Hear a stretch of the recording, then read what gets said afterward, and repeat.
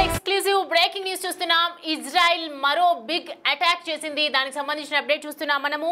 ఒకవైపు కాల్పుల విరమణ ఒప్పందం ఉల్లంఘిస్తూనే మరోవైపు ఇటు దాడికి పాల్పడిందని చెప్పొచ్చు. రైట్ నౌ చూస్తున్నాం దాదాపు 40 మంది వరకు దీంట్లో చనిపోయారని మనకి సమాచారం అందుతోంది. హమాజ్ ఉగ్రవాదులు తమ దేశంపై దాడికి పాల్పడేందుకు ప్రయత్నించడంతోనే ఇటు స్ట్రైక్ చేపట్టినట్లు ఇజ్రాయెల్ మిలిటరీ చెబుతోంది. అండ్ ప్రస్తుతం మనం చూస్తూ ఉన్నాము విజువల్స్ లో బాంబులు ఎంత పెద్ద ఎత్తున కనిపిస్తూ ఉన్నాయి. లెంబనాపై శరణార్థి శిబిరంపై బాంబు దాడి చేసింది ఇజ్రాయెల్. ఒక్కసారిగా ప్రతి ఒక్కరు కూడా భయాందోళనకు గురవుతున్నటువంటి సిచ్యువేషన్ కనిపిస్తోంది. అక్కడ బాంబు దాడిలో తునాతునకలైనటువంటి భారీ భవనాలు కనిపిస్తున్నాయి. అంటే ఎంత దాడి చేశారో మనకి అర్థమవుతోంది. ఎంత పెద్ద పెద్ద భవనాలను కూడా కూల్చేసినటువంటి బాంబు అది. ఇజ్రాయెల్ హెచ్చరికను పట్టించుకోలేదు ఒకవైపు ప్రజలు. దీంతో బాంబు దాడులకు దిగారు ఇజ్రాయెల్ అని తెలుస్తోంది. ఇటీవల ఇరు దేశాల మధ్య ఒకవైపు సీజ్ ఫైర్ ఒప్పందం జరిగినప్పటికీ కూడా వాటిని ఉల్లంఘిస్తూ ఇజ్రాయెల్ మళ్ళీ అటాక్ చేసింది. ఇక వీళ్ళిద్దరి మధ్య యుద్ధం ఆగేలా అయితే కనిపించట్లేదు. పాలస్తీనాపై ఇజ్రాయెల్ మరోసారి దాడులకు పాల్పడినటువంటి నేపథ్యంలో అసలు ఏం చేస్తోంది? ఇటు శరణార్థి శిబిరాలను ఖాళీ చేయాలని హెచ్చరించినటువంటి ఇజ్రాయెల్ ఒకవైపు పట్టించుకోలేదు, మా మాట వినలేదు అని చెప్పి మరోసారి దాడులకు పాల్పడుతుంది. దీనికి సంబంధించి మరి వాళ్ళు ఏం రియాక్ట్ అవుతారు అనేది చూడాలి. ఇప్పటివరకు మనకు తెలిసినటువంటి సమాచారం ప్రకారం అయితే ఒక 40 నుంచి 50 మంది వరకు అప్రాక్సిమేట్ గా చనిపోయినట్లుగా మనకి సమాచారం అందుతోంది. ఇందులో ప్రాణాలు కోల్పోయిన వారి సంఖ్య పెరుగుతూనే ఉంది. ఇంకా ఇప్పటి వరకు అందినటువంటి సమాచారం 50 మంది, ఇంకా మృతుల సంఖ్య పెరిగే అవకాశాలు ఉన్నాయని చెప్తూ ఉన్నారు. 12 మంది ఇటు ఏదైతే ఖాన్ యూనిస్ ప్రాంతంలో 10 మంది కూడా అక్కడ మృతి చెందినట్లుగా మనకు హమాస్ చెప్తోంది. ఈ దాడులపై ఇజ్రాయెల్ కూడా మాట్లాడింది. ఉగ్రవాదులు తమ దేశంపై దాడికి పాల్పడేందుకు ప్రయత్నించడంతోనే మేము ఇలా చేశాము అని చెప్తోంది. ఇజ్రాయెల్ బాంబు దాడిలో కనీసం 77 మంది పాలస్తీనియన్లు గాయపడ్డారని గాజాలోని పాలస్తీనా ఆరోగ్య మంత్రిత్వ శాఖ తెలిపింది. అండ్ గత నెలలో అమల్లోకి వచ్చినటువంటి అమెరికా మధ్యవర్తిత్వంలోని కాల్పుల విరమణ అతిపెద్ద ఉల్లంఘన ఇదని అంటున్నారు.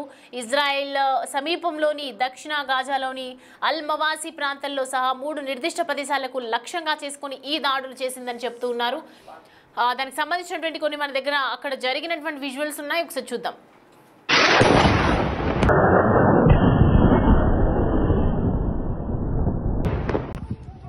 لا تعالي الحمد لله يا الله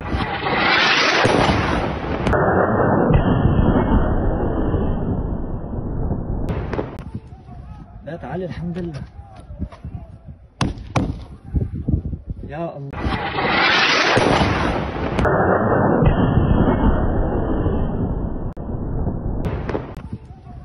تعالي الحمد لله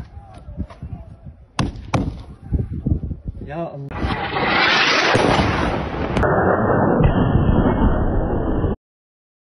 రైట్, చూస్తున్నాం కదా ఇజ్రాయెల్ చేసినటువంటి బిగ్ అటాక్ లో ఎంత నష్టం జరిగిందనేది మనకు క్లియర్ కట్ గా అర్థమవుతుంది. పెద్ద పెద్ద భవనాలు కుప్పకూలిపోయినటువంటి ఘటన కనిపిస్తుంది. ఒక్క సెకండ్లో, ఫ్రాక్షన్ సెకండ్లో ఆ బాంబులతో ఒక్కసారిగా భవనాలన్నీ నేలమట్టం అయిపోయాయి. లెబనాన్పై బాంబులతో ఒకవైపు విరుచుకుపడుతోంది ఇజ్రాయెల్. ఈ నేపథ్యంలో ఇప్పటివరకు మనకు తెలిసినటువంటి సంఖ్య 50 అని చెప్తున్నారు. మరోవైపు ఇంకా సంఖ్య పెరిగే ఛాన్సెస్ కూడా ఉన్నాయి. ఒకవైపు సీజ్ ఫైర్ ఒప్పందం జరిగినప్పటికీ కూడా మరి ఎందుకు మళ్ళీ దీనికి సంబంధించి రియాక్ట్ అవుతున్నారు అనేది మాత్రం ప్రస్తుతం ఒకవైపు మనం దీనికి సంబంధించి వీళ్ళిద్దరి మధ్య సీజ్ ఫైర్ ఒప్పందం జరిగినప్పటికీ కూడా ఎందుకు మళ్ళీ బాంబు దాడులు చేయాల్సి వస్తుంది అని చెప్పినప్పుడు నేపథ్యంలో ఇజ్రాయెల్ ఒకవైపు మేము ఇక్కడ నుంచి ఖాళీ చేసి వెళ్ళిపోండి అని చెప్పినప్పటికీ కూడా మరోవైపు వీళ్ళు అక్కడే ఉంటున్నారు అని చెప్పి మేము శరణార్థి శిబిరాలపై ఇలా బాంబ్ బ్లాస్ట్ చేయటం జరిగింది అని చెప్పి చెప్తున్నారు. గాజాపై ఒకవైపు ఎంతలా విరుచుకుపడుతోంది అంటే పాలస్తీనా ఇజ్రాయెల్ మధ్య ఉద్రిక్తత మరోసారి చోటు చేసుకుందని చెప్పొచ్చు. మరియు ఒక్కసారి యుద్ధం అవతరించిందని చెప్పొచ్చు. గాజాను టార్గెట్ చేసి ఇజ్రాయెల్ సైన్యం ఒకవైపు విరుచుకోబడుతోంది. ఇజ్రాయెల్ ఐడిఎఫ్ దాడుల్లో కూడా ఎంతో మంది చనిపోయినట్లు గాజా డిఫెన్స్ ఏజెన్సీ వెల్లడిస్తూ ఉంది. దాడులకు సంబంధించినటువంటి కూడా వీడియోలు మనం చూస్తున్నాము.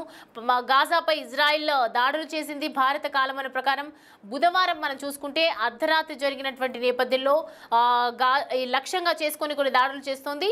దాడుల కారణంగా కొంతమంది చనిపోతూ ఉన్నారు. మరోవైపు దక్షిణ లెబనాన్లోని పాలస్తీనా శరణార్థి శిబిరం సమీపంలో ఇజ్రాయెల్ వైమానిక దాడి చేసింది. ఈ ఘటనలో కూడా కొంతమంది మరణించారని చెప్తున్నారు. 4 గాయపడినట్లు ఇటు లెబనాన్ కూడా ప్రకటించింది.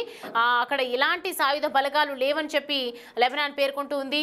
అండ్ ప్రతి ఒక్కటి కూడా మనం చూస్తున్నాము. ఒకవైపు వీళ్ళిద్దరి మధ్య శాంతి ఒప్పందం కుదిరింది అని చెప్పి అనుకున్న తర్వాత కూడా మరి ఎందుకు ఇంకా ఇజ్రాయెల్ మళ్ళీ ఇలా అటాక్స్ చేస్తుంది? దీంతో వాళ్ళు ఊరుకుంటారా? గాజా ఏ విధంగా రియాక్ట్ అవుతుంది?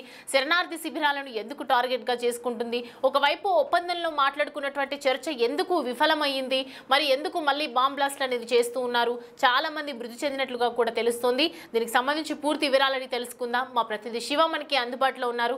శివ, ఇప్పటివరకు చూసుకుంటే అప్రాక్సిమేట్ గా మనకి 50 మంది చనిపోయినట్లుగా అర్థమవుతుంది. ఇంకా ఎంతమంది చనిపోయారు? అసలు ఇంకా ప్రస్తుతం అక్కడ పరిస్థితులు ఏం జరుగుతోంది?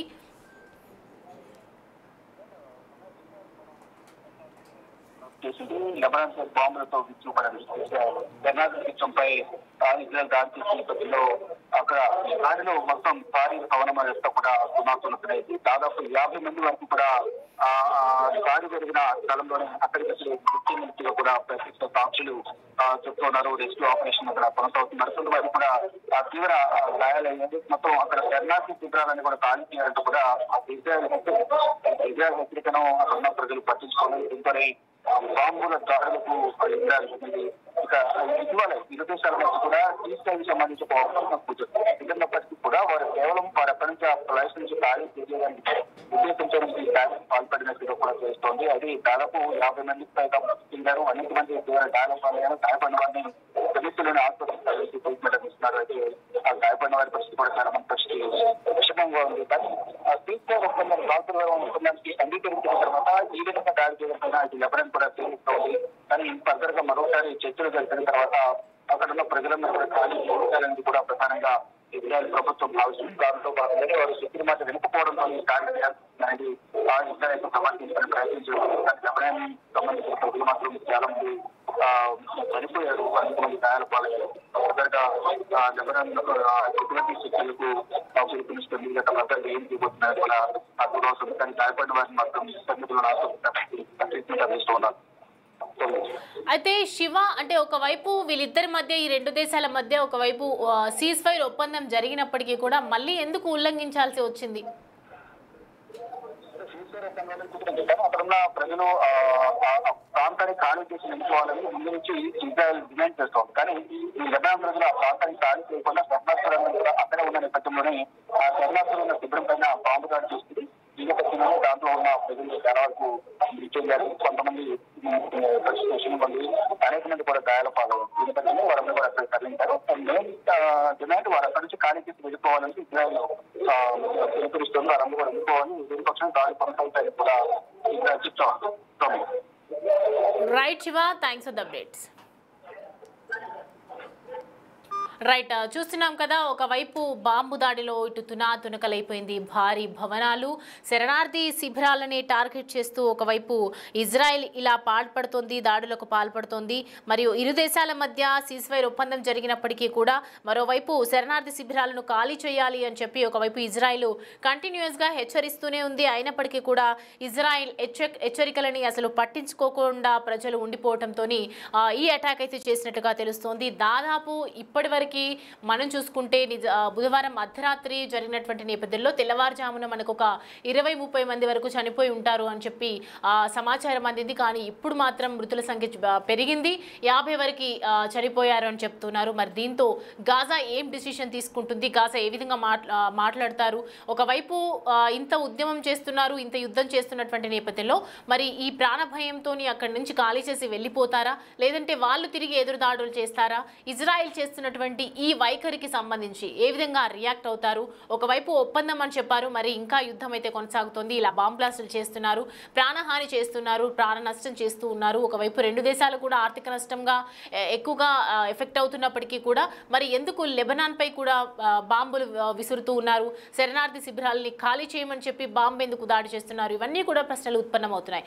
దీనికి సంబంధించి మరి 2 దేశాలపై ఏ విధంగా ఎవరైనా ఇంటరప్ట్ అవుతారా, ఎవరైనా దీనికి సంబంధించి రియాక్ట్ అవుతారా, అక్కడ ప్రభుత్వం ఏం స్పందిస్తుందో మాత్రం చూడాలి.